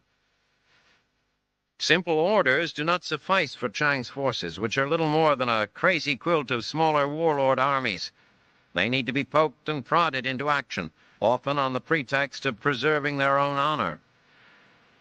Sultan's hope is that successful American attacks on the Japanese 56th Division will force the Chinese to save face and commit 2 nearby divisions of their own to the fray.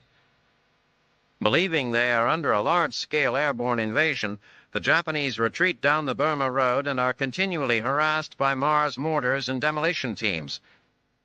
Unfortunately, the Chinese failed to finish off the Japanese troops, later claiming they expected the Marsmen to block the road completely. The first week of February is characterized by furious fighting as the Japanese division beats a hasty southern retreat, stopping often to buy time with short, furious counterattacks. Enemy artillery barrages are met with Allied air raids. Soon the Mars task force faces only minor skirmishes with the tail end of the departing Japanese forces. When the Chinese finally link up with the Americans at the Burma Road, the enemy has retired well to the south. But the failure to destroy the enemy cannot overshadow the stunning accomplishment of reopening the land route to China. Now that supplies can flow freely into the theater, the sun is beginning to set on the Emperor's Chinese adventure.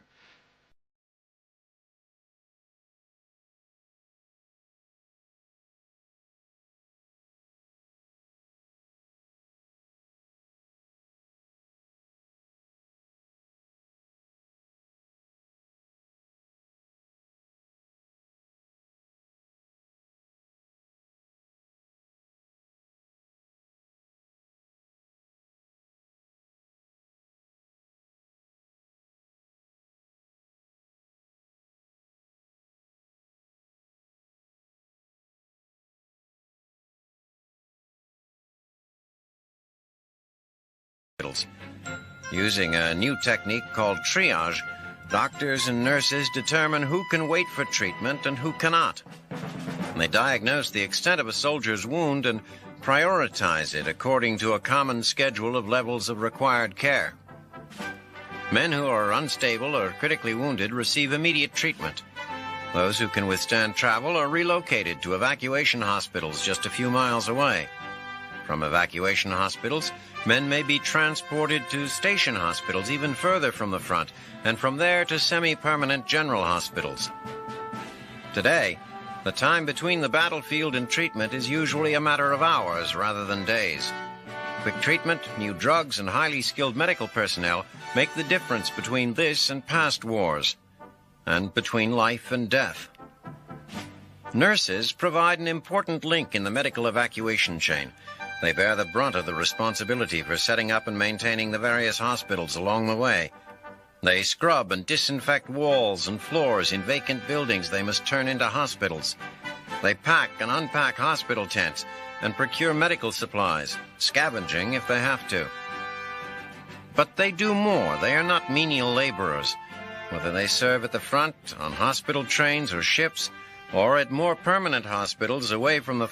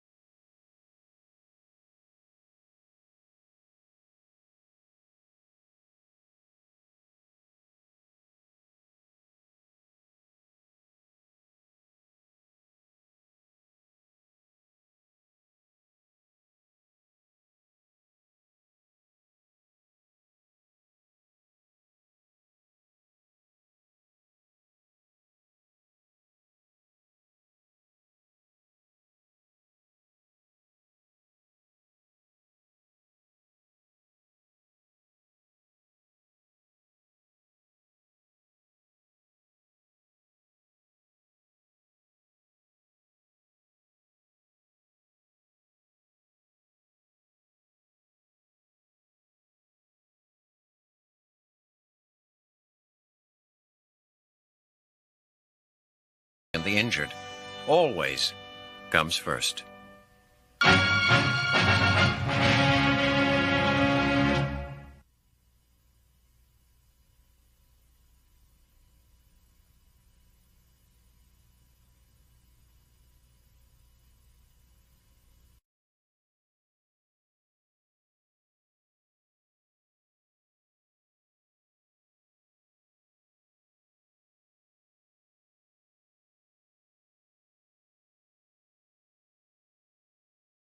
Pounds across Poland like a steel-clad hydra, the woefully outnumbered German forces lose ground at an alarming rate. Stalin's tanks advance on 4 separate fronts, and the once fearsome Wehrmacht scrambles to avoid annihilation. This series of withdrawals and defeats infuriates Hitler, who responds by stripping officers of their medals, their commands, and, in some cases, their freedom. Generals with the common sense to order a retreat find themselves behind bars. The less fortunate officers, those still in command, must now clear every decision with Berlin. Soon, frontline commanders are in a state of desperation as the Second Belarusian Front, led by Marshal Konstantin Rokossovsky, smashes the German Second Army, kicking open the door to the heart of the fatherland. It's obvious to Hitler's beleaguered Chief of Staff, General Heinz Guderian, that the hole must be plugged. At Guderian's urging, Hitler creates Army Group Vistula to guard the German frontier in Pomerania and buttress the decimated Army Group A. What this critical command requires is a wily, battle-hardened officer. What it gets is Bavarian chicken farmer Heinrich Himmler, who has already proven himself incompetent as the commander of Western Front forces on the Upper Rhine. Frustrated with the practicality of his career officers, Hitler now hopes a Nazi true believer will gleefully drive his troops into the Soviet meat grinder. It is perhaps appropriate that Himmler should command the group, as it is largely composed of the shoddy Volkssturm units he helped to create. The Volkssturm represent the last desperate scrapings of the Wehrmacht's manpower reserves. They are young boys and old men, with little training and scrounged weaponry. Himmler's initial moves include evacuating strategic outposts along the rivers and attacking an empty town. Undaunted by the foul-ups, Hitler decides to launch Operation Solstice, an assault on Marshal Georgy Zhukov's forces from Himmler's northern position. Of course, the Führer wants his longtime Nazi compatriot to lead the drive, but wiser heads prevail. Guderian positions the seasoned General Walter Wenck as commander by proxy of the operation. Meanwhile, Himmler checks himself into a sanitarium but maintains nominal control over his troops. Solstice is a doomed venture, regardless of who leads it. The counterattack is confounded from the start by impassable roads, sparse air support, and dwindling supplies. To make matters worse, General Wenck is seriously injured while driving to the front, forcing Himmler from his bed and back to the front. The return of Hitler's hand-picked semi-invalid speeds the demise of the army group. For the Russians, Operation Solstice amounts to little more than a speed bump on the road to Berlin. The Red Army continues to move as fast as its supply line will allow, streaking across the Polish countryside to the German frontier. In short measure, the troops of Zhukov's First Belarusian Front reach the Oder River at Zayden. Although other Soviet units have reached the Oder at several places along its length, gaining Zayden has special implications. Here the Soviets are less than 50 miles from Berlin and Hitler's lair. In the south, where the Oder bends toward the east, Marshal Ivan Konev's First Ukrainian Front has broken out of their bridgeheads on the Vistula and made spectacular gains. As with General Patton and Field Marshal Montgomery in the west, intense rivalry also exists among the Russian commanders. Although Zhukov has the most direct line of advance to the German capital, his bridgeheads and supply lines are both tenuous. Additionally, he can expect the bulk of the German defenses in his path. Konev knows this. Although he too will suffer from supply problems, he also knows that the Nysa River sector assigned to him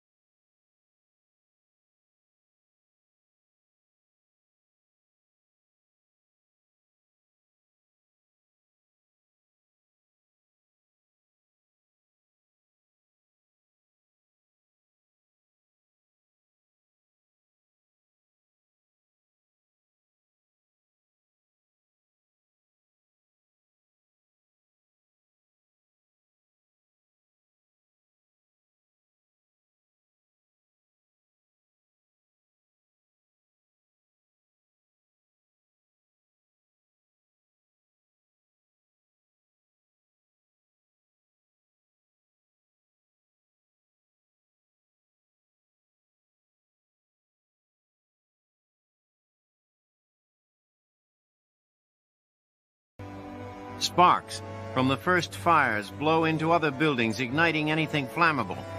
One by one, the many smaller fires begin to come together in a single, horrific conflagration. German firefighters wage a desperate battle as air raid sirens signal the approach of a second wave of 529 bombers. As they approach, the second group of British airmen sees a brilliant scarlet and white glow in the sky. Visible from miles away, the fiery aura of the burning city guides the planes directly to Dresden. One airman estimates that sea of fire covers 40 square miles. Another is reminded of the warnings of evangelists in gospel meetings. For those on the ground, it must now seem that hell is opened to swallow them. Smoke blankets the area. Sparks are flying everywhere. The clothes of those fleeing start to smolder, then ignite. People are sucked, screaming, into the flames. Others simply fall noiselessly to the ground as they run, overcome by carbon monoxide poisoning. Even the city's air raid shelters offer no refuge from the inferno. Many are inadequate and poorly ventilated. The heat, which approaches 1,000 degrees centigrade, turns some into ovens, literally baking those inside. Dawn on Ash Wednesday finds fires still burning in many areas as Dresden's devastated survivors pick their way through a desolate moonscape. But there is yet another chapter in Dresden's tale of horror. Just past noon, a third wave of more than 1,300 American B-17s and Liberator bombers appears, dropping thousands of... Perhaps it was a message to the huge and powerful Red Army, a message that the Americans and the British still have great power of their own.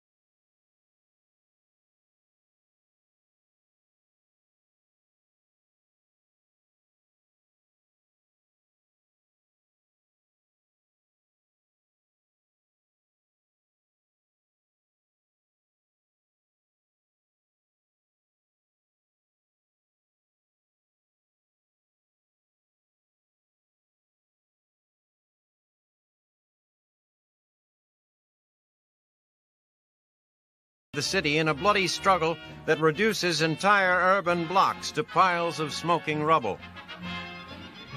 Despite orders from General Tomoyuki Yamashita declaring Manila an open city, Rear Admiral Sanji Iwabuchi vows to defend the city to the death.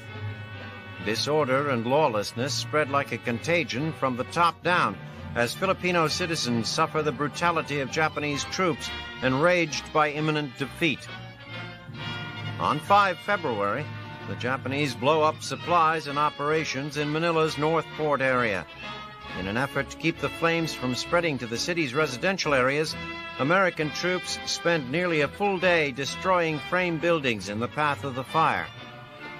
Anticipating that the Japanese planned similar demolitions to Manila's utility systems, other U.S. units scrambled to secure the city's water supply facilities and electrical power installations. Now, the going is slow and treacherous for the airborne troops of the 11th Corps as they move northward into Manila and begin rooting out the enemy house by house and pillbox by pillbox. These maneuvers add to the city's devastation as mortar shells and demolitions blast through the walls of once peaceful homes and businesses. Flamethrowers transform neighborhoods into hellish infernos. Burning Japanese soldiers run screaming from the wildly shifting vortices of fire and death. As the 1st Cavalry presses forward to capture water supply facilities on the outskirts of the city, they stumble into another messy street battle. The Japanese have heavily mined the streets within New Manila and turned many homes into machine gun nests. The minefields halt the advance of American tanks and render them useless, leaving soldiers to rush recklessly from one strong point to another to gain ground. Troops clean out the rest of the suburban area northeast and east of the city during the next few days, claiming 350 Japanese casualties and a sizable cache of weapons. As the battle in Manila rages, the Japanese still hold tight to Nichols Field and the Cavite Naval Base. An American attack on the airfield is almost aborted after a withering encounter with artillery, mortar, and machine gun fire from Japanese defenses. But on 10 February, Lieutenant General Oscar Griswold takes control of the 11th Airborne and secures the southeast corner and the southern runway of Nichols Field. After a Marine airstrike knocks out many Japanese artillery positions, Griswold's airborne troops overrun most of the field and finish mopping up the next day. On 12 February, elements of the 1st Cavalry Division advanced to the shores of Manila Bay to complete the Allied encirclement of the city and its Japanese defenders. General Yamashita's troops, now isolated in the surrounding mountains, can choose only between surrender and a fight to the death.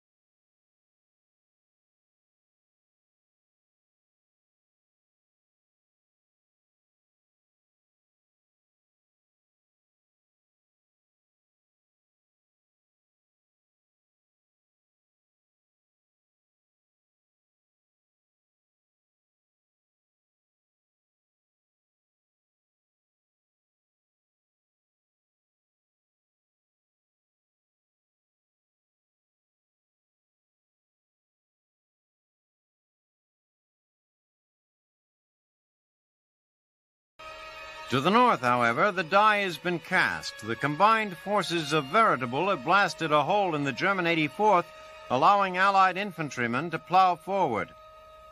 Ahead of them lies the dense reaches of Reichswald Forest, with its countless landmines, sloppy ground, and desperate German defenders. The Allies weren't expecting Hansel and Gretel, but they are surprised by the ferocity of German resistance. The enemy is no longer fighting for Aryan living space, but for his own backyard. For their part, German commanders were not expecting Monty's forces to attack over such daunting terrain. General Alfred Schlemm is the exception.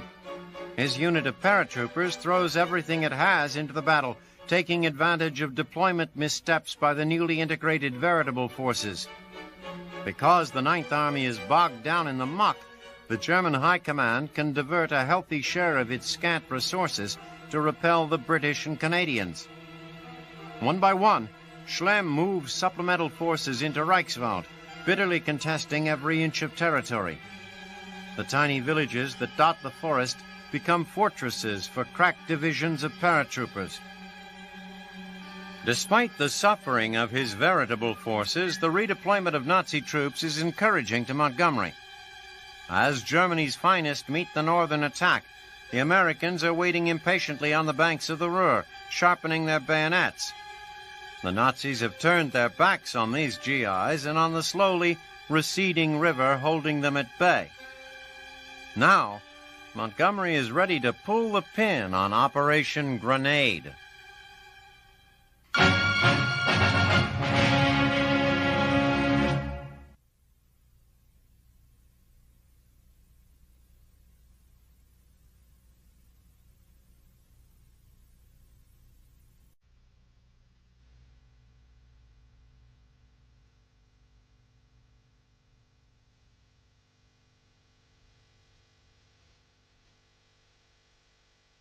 12 February 1945. After 10 days of peace talks, Greece finally seals the lid on its savage civil war between communist guerrillas and the loyal monarchists who are supported by 50,000 British soldiers.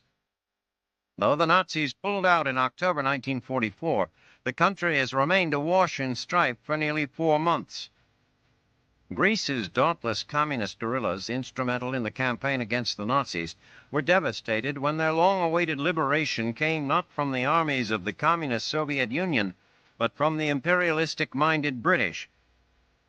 Throughout the European theater, communist citizens have played a disproportionately large role in guerrilla campaigns against the Nazis. From Belgium to Yugoslavia, these ragtag shadow armies have been instrumental in disrupting and distracting the German war machine. Unwilling to bow to their Axis conquerors, normal citizens have formed pockets of resistance. They have fled the cities and found refuge in mountains and forests. Hopelessly outnumbered, they cannot engage their enemy in traditional face-to-face confrontation. Instead, they have waged campaigns of guerrilla warfare, sabotaging rail lines, destroying communications, and ambushing patrols. These men and women patriots may be without uniforms, but they are soldiers nonetheless. Just 11 days after the Nazi invasion of Yugoslavia, the government fled and an armistice was signed. The invasion cost only 151 German lives.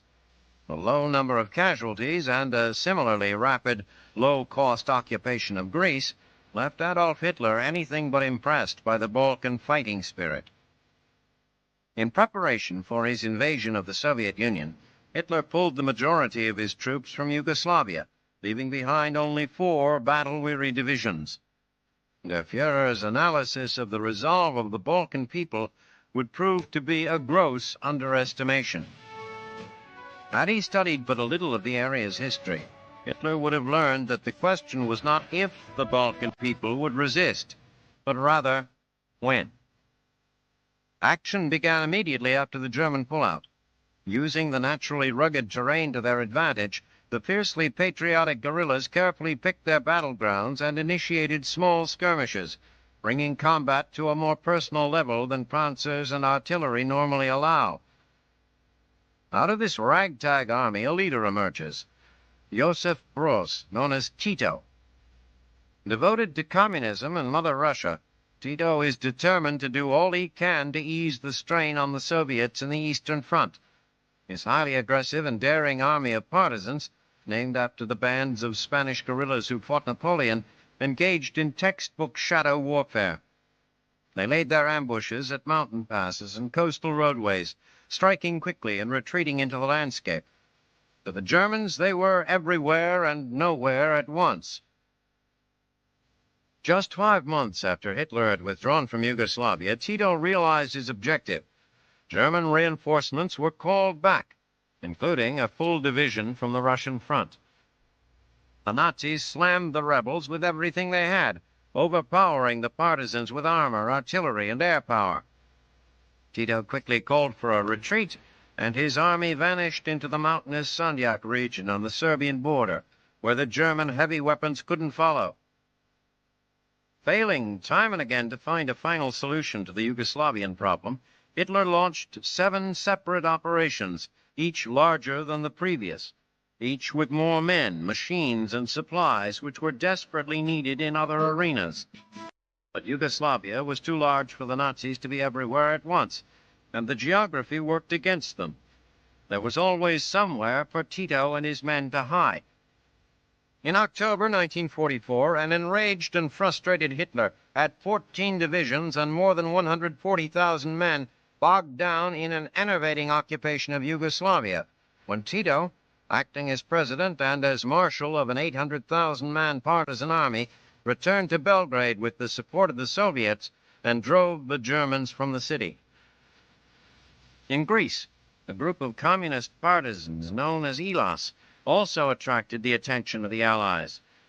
The Brits, though wary of supporting the radical communists, still gave their assistance. Elos was killing the most Nazis. The group would eventually control more than 50% of Greece. In 1943, an attempt to trick the Germans into believing an invasion of Greece was imminent, 3 weeks of massive guerrilla activity was mounted. The objective was to keep the German High Command ignorant of the real Allied invasion point, Sicily. While Allied commanders considered the operation an overwhelming success, the guerrillas, never told the true purpose of their missions, were upset that no Allied landing force ever arrived.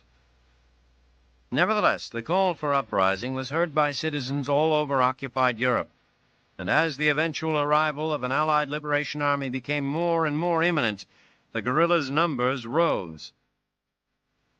In France, the well-organized Maquis helped prepare for the massive Normandy invasion and actually kept 2 German divisions from the beaches. Belgium, Poland, Czechoslovakia, and Italy each also produced its own unique guerrilla movement. It is difficult to measure the impact of the guerrillas. While no credit for the tide of Allied victory can be usurped from the men in uniform, there is no doubt that the guerrillas have played an important strategic role. The constant harassment and sabotage have placed an incalculable burden on the Germans, delaying the arrival of supplies, disrupting communication, demanding the attention of armed forces, and diverting complete concentration on the invading troops. Adolf Hitler and the Nazis now know that defeating an army is one thing, defeating a nation is quite another.